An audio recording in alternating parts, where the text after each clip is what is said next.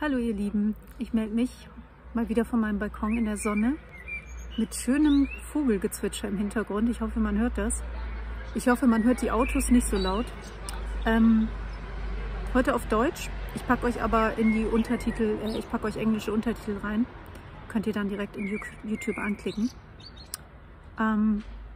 Ja, ich habe ja in meinem letzten Video davon geredet, dass ich das Nichtstun wieder erlernen will und dass mir das irgendwie abhanden gekommen ist, die Kunst nichts zu tun. Und die letzten Tage habe ich das schon ein bisschen geübt und es ist mir mal mehr, mal weniger gut gelungen. Jetzt hatte ich vor ungefähr einer Woche eine ziemliche beruflich Schrägstrich private Katastrophe, ein Unglück, weil bei einem Projekt von mir ja, jemand auf einmal, wie soll ich das sagen,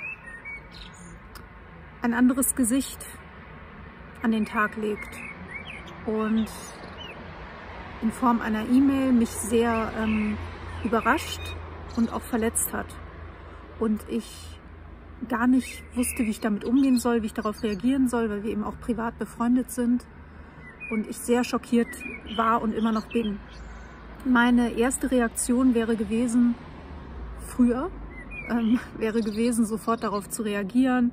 Wahrscheinlich sogar, dass man telefoniert, dass man das einfach direkt klärt oder zumindest, dass ich direkt darauf antworte, weil ja, ich sowas ganz schlecht aushalten kann. So schlechte Energien, schlechte Stimmung, das auch körperlich merke, ich kriege dann Bauchschmerzen, mir geht es da nicht gut.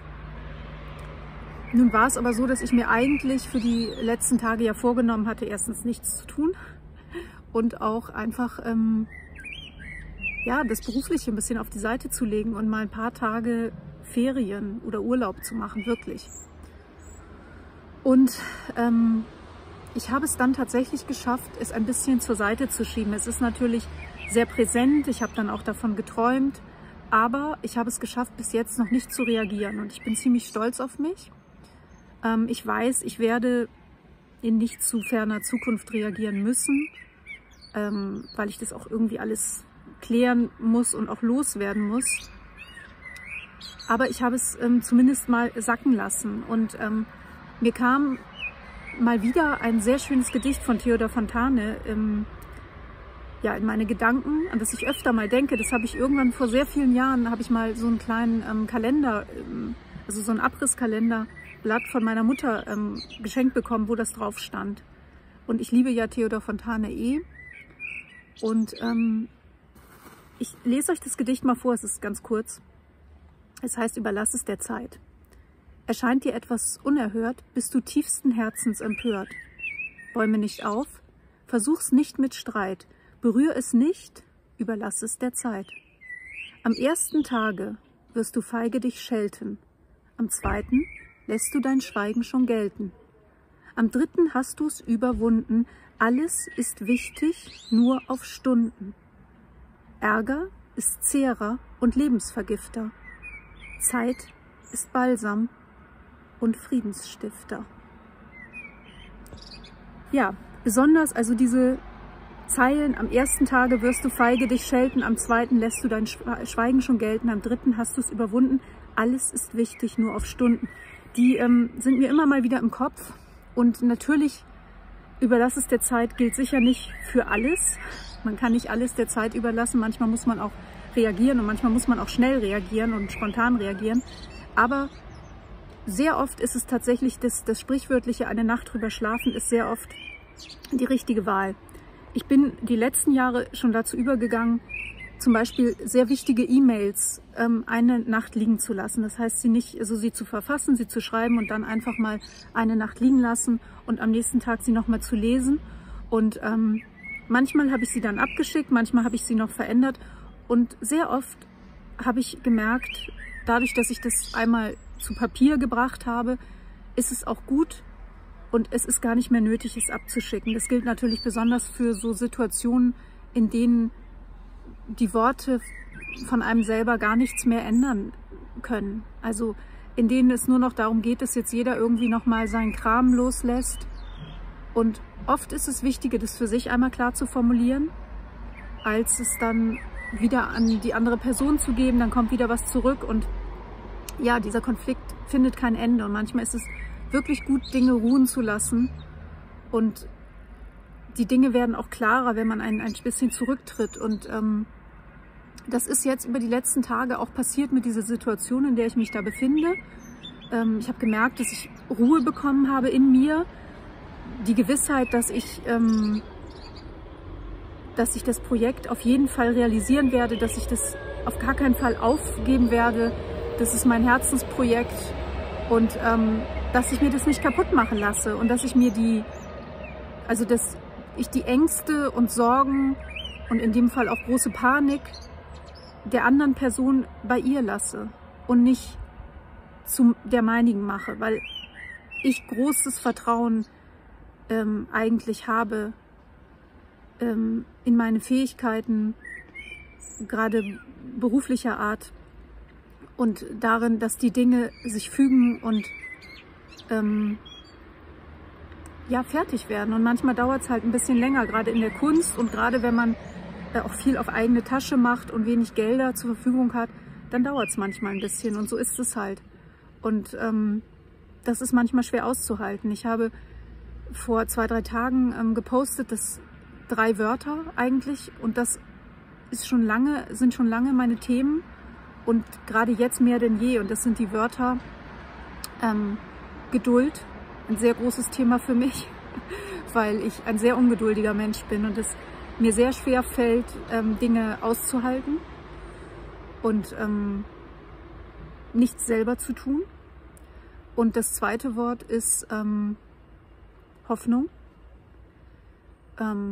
Auch das fällt mir manchmal schwer, Hoffnung zu haben und Hoffnung zuzulassen, weil ich oft sehr realistisch mit der Tendenz zum Pessimismus denke. Und das dritte Wort ist Vertrauen. Und auch da, glaube ich, haben sicher viele Menschen, je älter man wird, Probleme, weil man einfach sehr viele Enttäuschungen erlebt hat im Leben und es schwerfällt, immer wieder Vertrauen zu haben und wieder neues Vertrauen zu fassen. Aber ich glaube, man muss Vertrauen haben, vor allen Dingen Vertrauen ins Leben und Vertrauen darein, dass sich die Dinge fügen. Also Geduld, Hoffnung und Vertrauen. Und auch in dieser Sache, glaube ich, ist es für mich eine gute Übung, Geduld, Hoffnung und Vertrauen zu haben. In mich und aber auch in den Gang der Dinge. Und das, was einem im ersten Moment als große Tragödie vorkommt oder als großer Schmerz, sich oft im Nachhinein als Segen herausstellt. Das ist ja wirklich oft so. Nicht immer natürlich, aber es ist oft im Leben so, dass sich ja auch aus... Oh, wow. Das ist laut. Ja, also dass sich aus Dingen, die sich zerschlagen, bessere Dinge ergeben. Und ich dachte bei diesem Projekt, dass das schon passiert ist, aber vielleicht habe ich mich auch getäuscht und jetzt ergeben sich bessere Dinge. Und was zumindest passiert ist, muss ich sagen, dass ein großer Druck von mir genommen wurde, weil diese Person die letzten Wochen und Monate großen Druck ausgeübt hat und der mir in meiner jetzigen Situation, in der ich gerade bin, mit vielen anderen Projekten, aber auch mit privaten Dingen, die gerade Priorität haben, gar nicht gut tat und dem ich mich sehr viel auch gebeugt habe und das Gefühl hatte, ich muss mich dem beugen. Und da das ja mein Projekt ist, mein Herzensprojekt, das ich ins Leben gerufen habe, ergibt es überhaupt keinen Sinn, dass ich mich der Angst und dem Druck und der Panik von anderen Menschen beuge, weil das reicht ja schon, wenn ich das in fremden Projekten machen muss, aber nicht noch in meinem eigenen. Ja, das ist der Stand, wo ich gerade bin. Am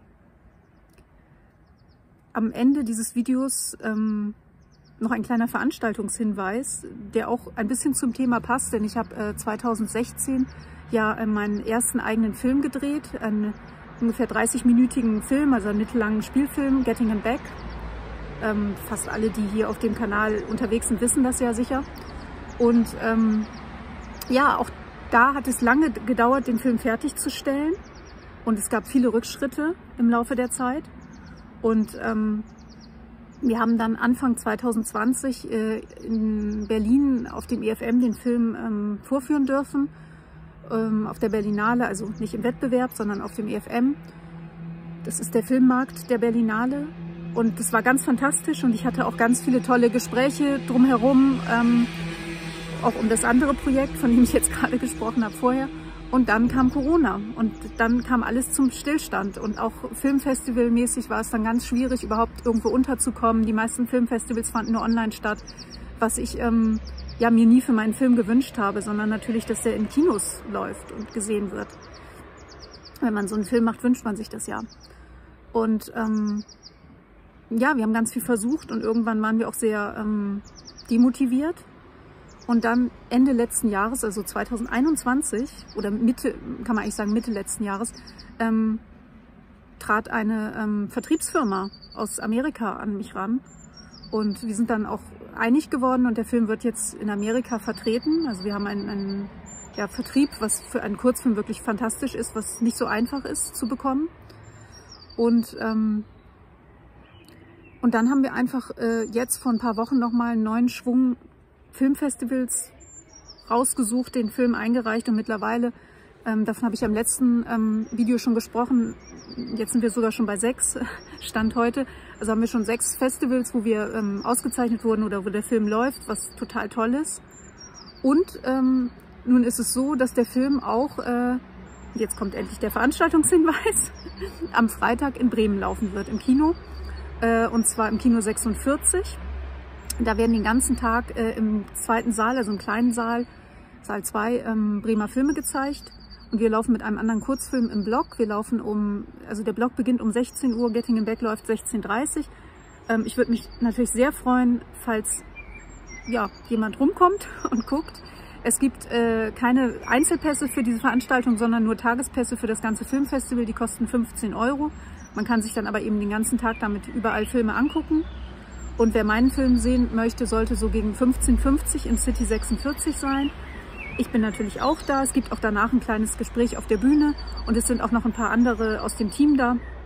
Da freue ich mich sehr. Und ja, ich hoffe, ich sehe ein paar von euch da. Schreibt mir gerne in die Kommentare, falls ihr kommt.